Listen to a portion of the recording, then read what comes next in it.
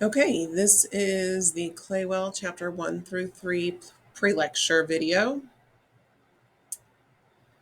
I want you to think about this course as a way to think about the profession of nursing, okay? I don't want you to go into the profession just acting like a robot or not understanding how we got here or why we do what we do. So this course should help you think about the transition from LVN to RN and the new role that you'll take as a registered nurse. So you're embarking on a great period of change in your lives, not only your schedule and having a transition to a different role or career, but also what you know, what you have in your noggin, what you think, and even maybe what you believe. You will change. So what I'm going to talk about right now is the change for what you know. Adults learn in the context of 6 main principles. So first, adults need to understand why we need to know what is being taught and how it is important to our future. If it's not important, we are probably not going to learn it. Adults want to be in control of what we learn, so we want to have a say in what we learn and how we learn it. Adults' prior experiences are going to affect their learning.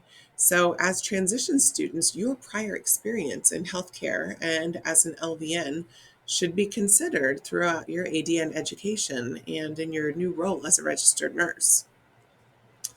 Adults like to solve problems and fix things. We draw upon what we already know and we learn brand new things. And we might even change what we already know. Adults like to apply what we're learning immediately. We like to learn by doing, and we're going to remember better this way. Lastly, adults are motivated to learn by being faced with a problem. Our maturity helps us recognize that we have to problem solve and continue moving forward. So, what transitions do you see yourself experiencing even now? Why did you decide to return to school for your ADN now? Why now? Why not last year? Why not 5 years from now? Maybe you just graduated from LVN school, and so why did you decide to come straight to ADN school? Why did you do that? What are the differences between an LVN and an RN? That might be really hard. Obviously, there's a difference in pay scale, and that is a perfectly reasonable reason to go back to school. But there are a whole lot of differences in the roles of an LVN and an RN. And I want you to think about what those are right now.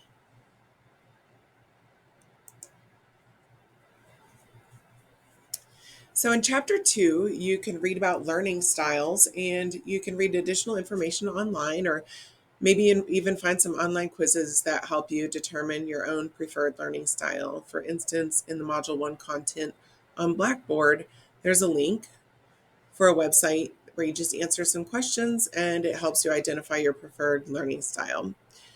I do want you to keep in mind that a preferred learning style is just that. It's a preference. It doesn't mean that you cannot learn from the other learning styles. Um, it just means that maybe you learn more enjoyably or more easily from your preferred learning style. I don't want you to discount any activities because they are not in your preferred learning style. As your book mentions, you're going to need to be adaptable to different learning situations you encounter in RN school. Ultimately, it is your job to ensure that you are learning. Attending class and taking tests is not going to be enough. You're right now watching a pre-lecture video. Good job. This is one step that you're taking to ensure that you're learning. So you're on the right path already. I want you to spend about 30 seconds thinking about a time in your life when you exercised initiative, independence, and maybe even persistence and you ended up being successful. I want you to think about what skills you demonstrated at that time. So I'm going to give you, right now I said 30 seconds, but I'll give you about 10 seconds to think about a time when you were successful and the skills that you demonstrated in order to be successful.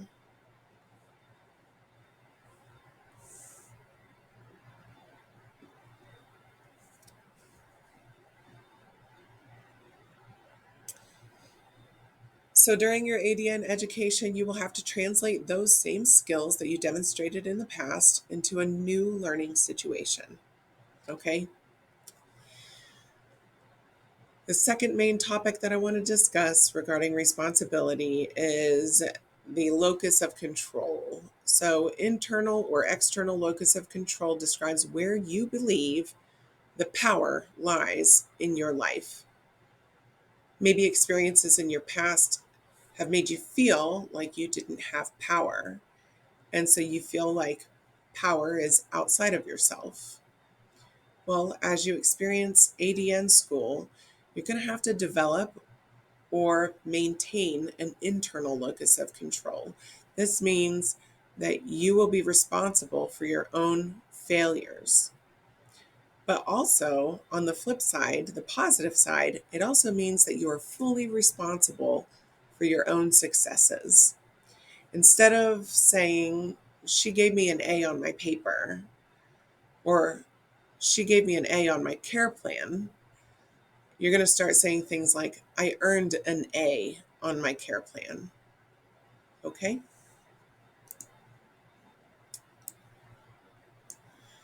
The sooner you recognize self-defeating behaviors, the sooner you can defeat them, but you will have to actively fight them in order to win. You'll have to take these behaviors that are listed and any other self-defeating behaviors that you recognize in yourself, and you're going to have to remove them from your thinking.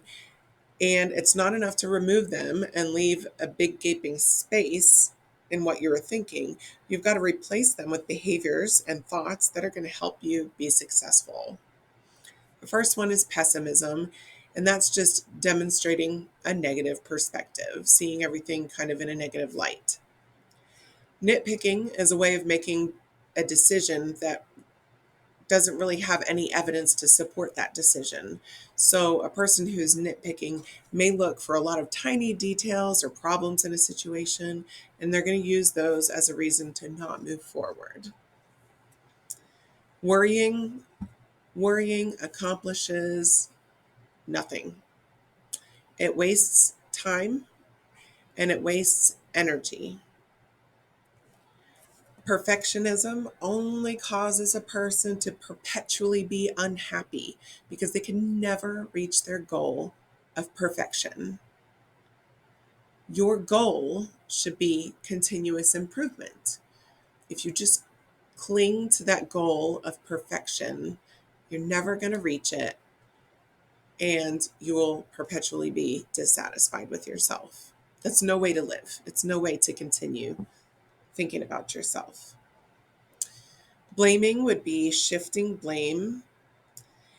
Moving blame to someone or something else really rejects the responsibility of control over outcomes.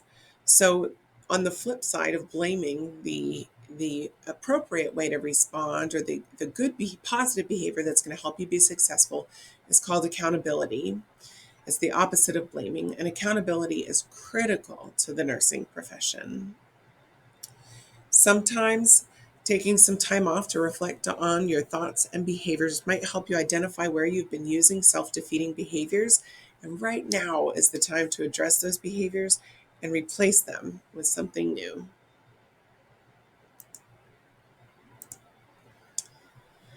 Now I want to talk about stress. If you're an LVN, that means you've already passed LVN school, which means that you know stress. You are familiar with the idea of stress and what it is. So you know that small amounts of certain types of stress can help you focus, and it might apply enough pressure in your life to motivate you. But that's not what I want to talk about right now. Right now, I want to talk about the bad kind of stress, the kind that is just too much and it overwhelms you.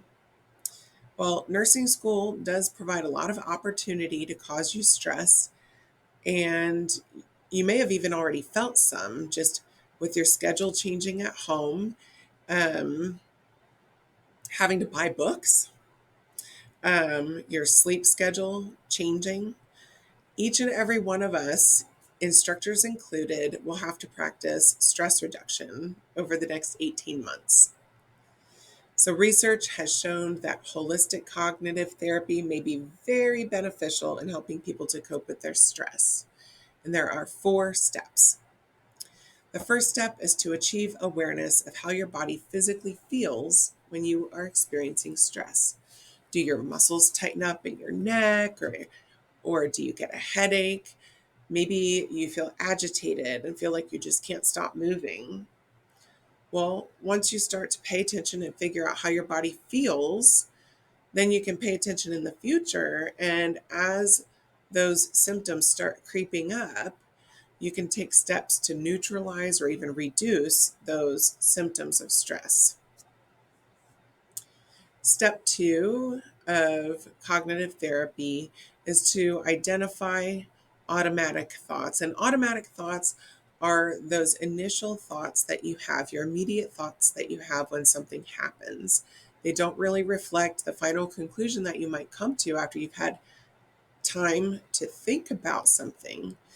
So your automatic thoughts are usually negative, and that's common to all people. They're usually negative. They're often distorted and irrational. Since they are, by definition, automatic, it means you might not necessarily be able to change them, but we can acknowledge that they exist and we can identify them as what they are, which is often untruthful. The third step is to identify cognitive distortions. These are illogical and irrational. They're kind of like lies that we tell ourselves. So let's look at 10 types of cognitive distortions. The first one, all or nothing. All or nothing thinking is when you want it all or nothing at all. So I think of my 11-year-old son who doesn't want to share desserts. If there's only one dessert left, I've got 2 boys, and so I might say, okay, yes, you can have it, but you've got to split it with your brother. And my 11-year-old son absolutely will not have it. He would rather choose not to eat dessert at all than to have to share with his brother and just have part of a dessert. So all or nothing thinking in the school sense says, if I can't have an A, if I can't get A's in this class, I'm done even trying. Overgeneralization is when a single experience guides your thoughts and beliefs about all future experiences. So, for instance, let's say one time you receive a patient from PACU and that patient isn't quite fully recovered, so their respirations are low and they're not exactly safe to be on your unit. So that happens one time, and from now on, you believe that all PACU nurses transfer patients to the floor before they're fully recovered. And so that's an overgeneralization, okay? Mental filtering is when you characterize the whole by only one part. Let's say you present to the emergency room as a patient for chest pain and the admitting clerk is rude, and now you believe all of the hospital employees are rude. So that would be mental filtering. Disqualifying the positive is when you don't see positive experiences as important and you refuse to accept compliments on a job well done. In the future, I feel like a lot of people do this. In the future, just say thank you. Acknowledge the positive thing that you've done and say thank you. Jumping to conclusions is making a decision without any evidence. Magnification is when you make a problem seem worse than it actually is, or it might even be making a positive thing seem not as valuable as it really is. Emotional reasoning is when you confuse feelings with facts. It's believing something just because you feel it.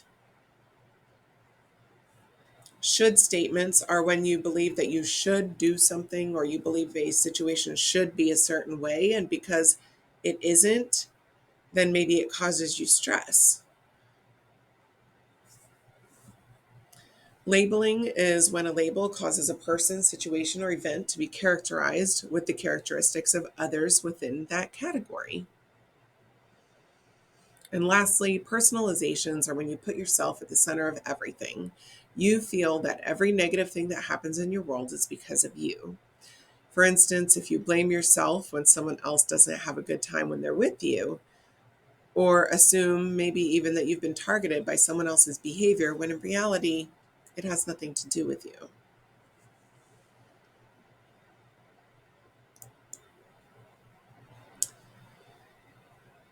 So that was the third step in cognitive therapy, identifying cognitive distortions that you may have. The fourth step would be to choose coping mechanisms that work. There are good coping mechanisms and bad coping mechanisms, and we want to choose ones that are positive and will successfully help us reduce our stress. So here's a list of positive coping mechanisms that will be successful for most people.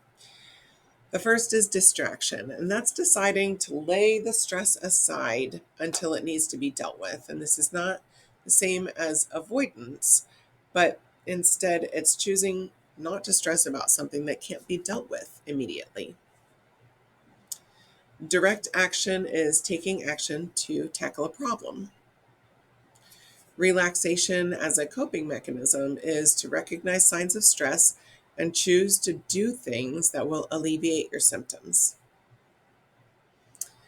Reframing is looking at a situation from a different angle or trying to see the silver lining.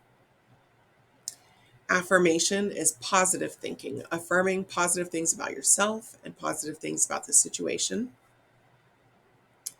Spirituality is thinking deeply about what feeds you spiritually and then taking comfort in your faith. Catharsis is an emotional release.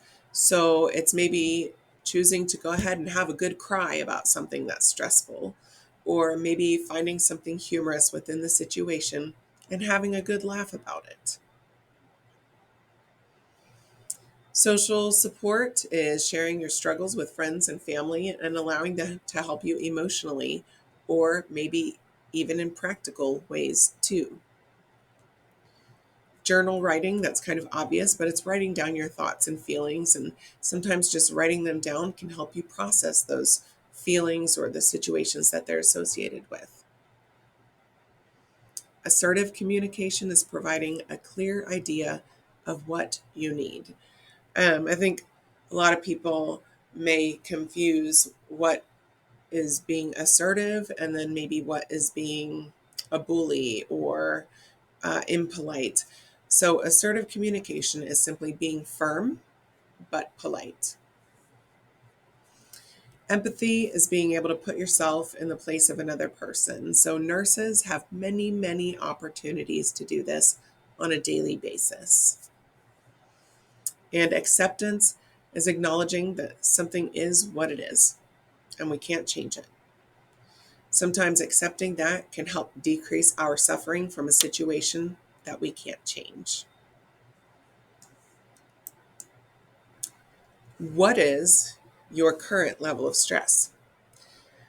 Go ahead and let me move this. Navigate to the following website and take the quiz. So this link is also posted in your Module 1 folder, and it's labeled Stress Quiz. Or you can pause the video and type the link into your web browser, which is what I did when I first found it.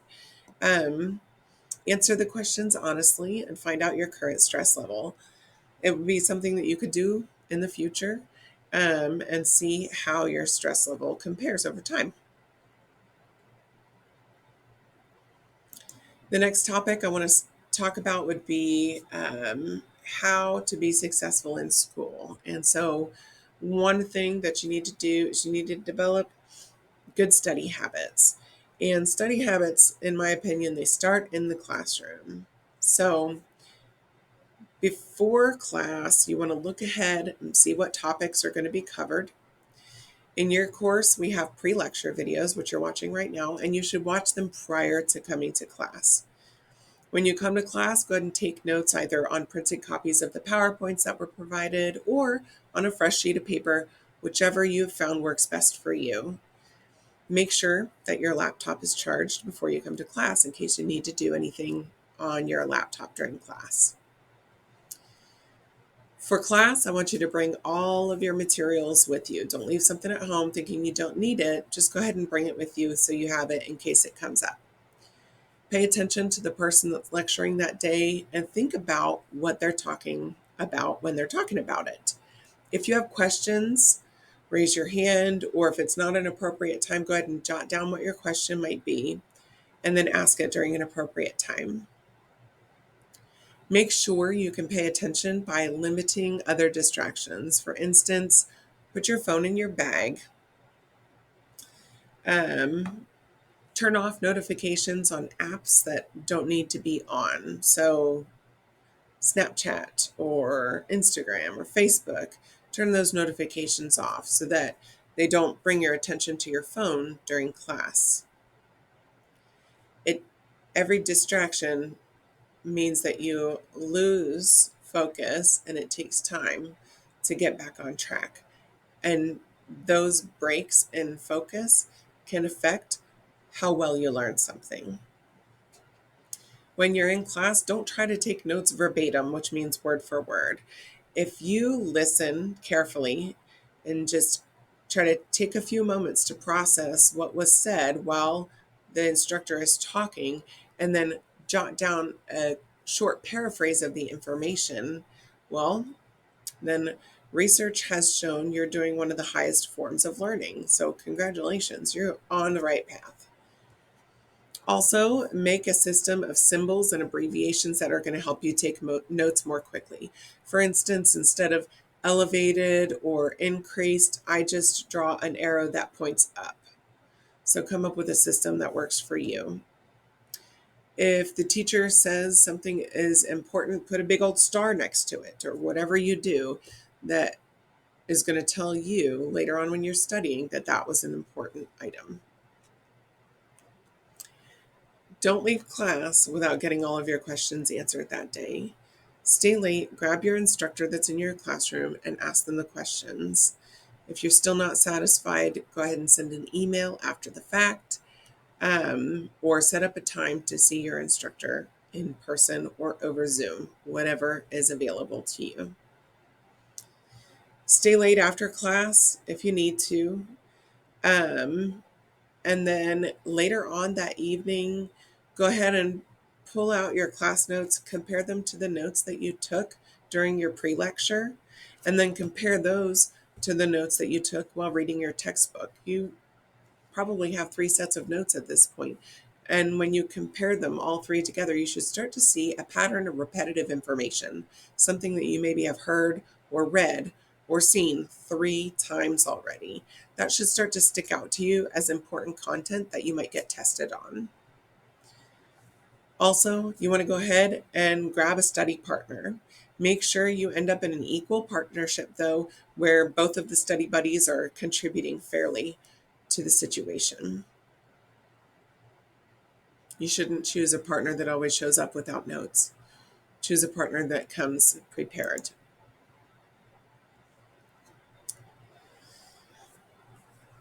Next, let's talk about reading. So in this class, you should be able to read all of the chapters from front to back. Help yourself concentrate by choosing a quiet environment.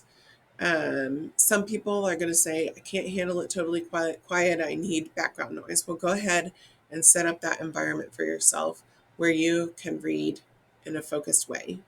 Make sure you're comfortable, but not so comfortable that you're going to fall asleep. Trying to study on your bed or read on your bed might tell your brain that, hey, it's time to sleep. And so reading might be really hard. I know that I can't work in bed because of that reason. I will go ahead and just fall asleep. Let your family members or roommates know what you're doing and that they shouldn't bother you unless it's absolutely necessary. You might have children, young children that depend on you, and so that's a time where you might find someone to babysit them or maybe choose to do your reading another time when you are not responsible for their care. Also, choose times when you're wide awake to read. When you read, I want you to use headings or bold words or things that are italicized to identify the main idea of a topic. Also, be sure to look at all the boxes and tables and graphs, anything that's in color that's important. Make sure that you're thinking about each topic from the perspective of an RN. You are going to encounter many, many, many topics that you have already learned about in LVN school. Well, now your job is to become a registered nurse. So you need to think about it from the perspective of a registered nurse. What about this topic is important for me to know from the RN point of view? If you approach each topic believing that you already know all there is to know about it, you're going to miss out on valuable new context for that topic.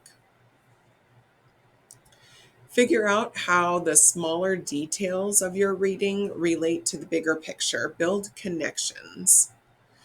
Understand how all of it is starting to fit together. When you engage your brain like this, you're going to learn so much more. Highlight. The next tactic is to highlight appropriately. Now, I am not going to explain to you in this pre-lecture all the rules of highlighting.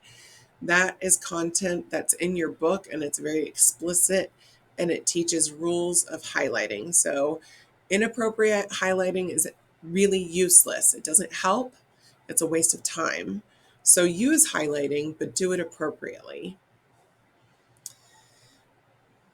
Lastly, when you identify that you're going very slow and slogging through a lot of details, what I want you to do is pause your reading. I want you to review the main points for the chapter or for the unit and what are the need to knows. And then I want you to skim and scan the text for that information. When you reach those sections that are very important, go ahead and focus on those details, okay? But be sure to understand how those need to know points fit in the larger context of nursing care. As I mentioned, for this textbook, you should be able to read each chapter front to back, every word for word. But in some of your other courses with really big textbooks, you might need to employ that skimming and scanning technique a lot more than you do for this course. The next thing that I want to talk about is called SQRRR. So it stands for Survey, Question, Read, Recite, Review. And this is a 5-step method for studying that has worked well historically for many, many people. So first, you skim the book, which is to survey. And maybe, let's say, for example, the text is about the nursing process. Next, you're going to turn the big heading into questions, such as, what is the nursing process? Then you're going to read the content and take notes and write down what the nursing process is. Then you recite the information from memory. But if you can't do it from memory, maybe it's too much or it's too unfamiliar, go ahead and read your notes out loud and keep doing that until you do know it by heart and you can recite it from memory. The next thing is to keep repeating that process until you're done with the chunk of information that you were looking at, for instance, until you're done with the whole chapter. The last step is to review your content daily. Review shortly after you learn material. Review by merging notes from class, readings, and pre-lectures. Review by trying to explain or teach the information to someone else, whether or not they're a nursing student. I went through nursing school teaching my boyfriend a lot of information. Your textbook has an in-depth description of how to review material, so you can go ahead and read those details there.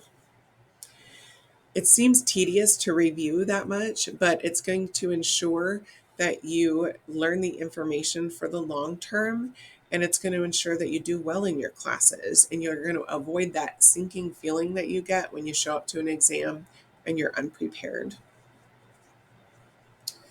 Last thing that I want to mention about this is that you should be studying 2 to 3 hours for every hour you spend in the classroom. This means that between now and the next Tuesday, you would study 4 to 6 hours for excuse me, let me rephrase this. This means that you would study for 4 to 6 hours for this class between now and next Tuesday, between each Tuesday. That may have come out confusing, but 4 to 6 hours a week is what I'm trying to say. And if you employ the techniques that I've talked about, then you're going to fill up those 4 to 6 hours with studying. I don't mean sit down at one time and study for 4 to 6 hours in a row. Instead, you're going to study a little bit each day. Now, life happens, and if you find yourself having to study for 4 to 6 hours in a row, you've got to take breaks. You've got to move around and give yourself give your brain a chance to relax. The last part for this pre-lecture that I want to talk about is, the book talks about test taking skills. But what I want to talk about is test taking anxiety. So throughout this course, you're going to learn many, many test taking skills. And I don't want to talk to you about the technical aspect of answering exam questions. Instead, I want to talk to you about the anxiety that can come from it. First, you've got to prepare well. You can avoid some stress and anxiety of test taking if you prepare well, study like you're supposed to. Number 2, make sure you make good choices to keep stress from your personal life to a minimum so it won't affect your schooling. For example, don't go out and party a whole lot because you're not going to be very successful. It will just end up stressing you out when you don't feel well and haven't studied enough. Number 3, get sleep. Schedule sleep if you need to. Determine a time when you're going to turn your lights off, and you need to be sure to turn your phone off or stop looking at your screens 30 minutes before your scheduled bedtime. Go ahead and Google good sleep habits if you struggle with sleep and start practicing those. Number 4, while you're in nursing school, be careful with any medications that you take. For depression or anxiety, medication changes can often have an effect on how you study and how you perceive tests.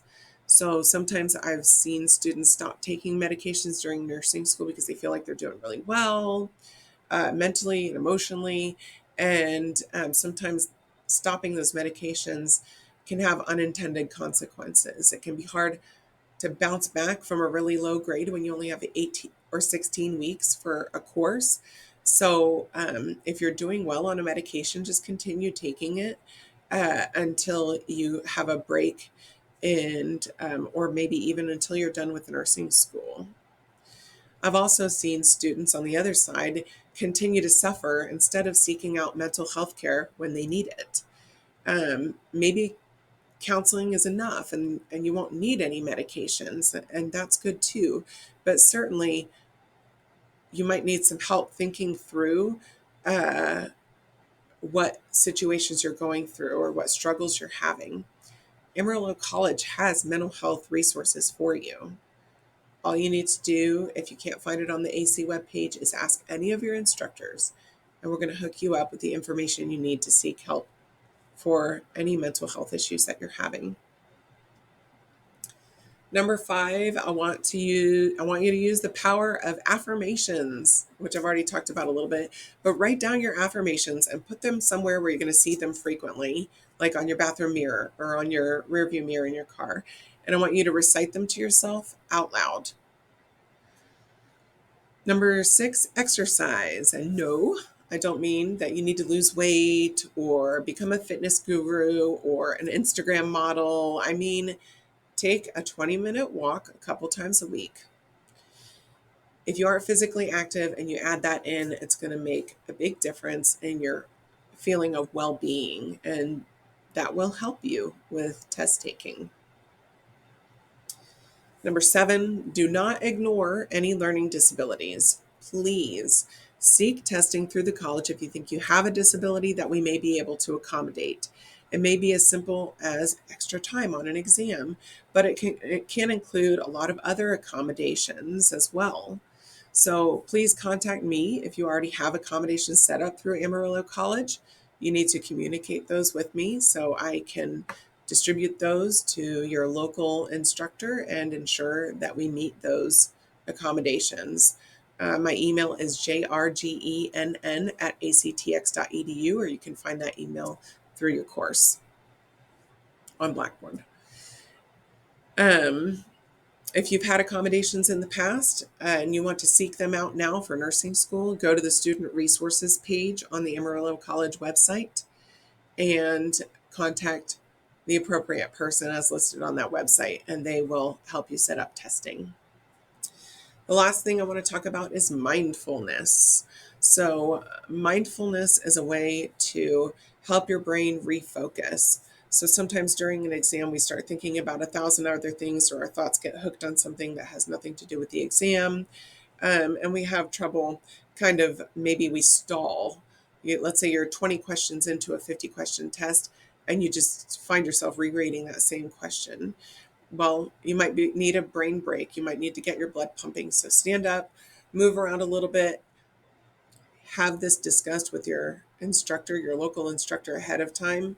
Maybe you need to stretch a little bit, move your legs, move your arms, do those things that you need to do. And think about the 5 senses. If you want to become mindful and help to refocus, close your eyes and think about what you can hear and what you can smell.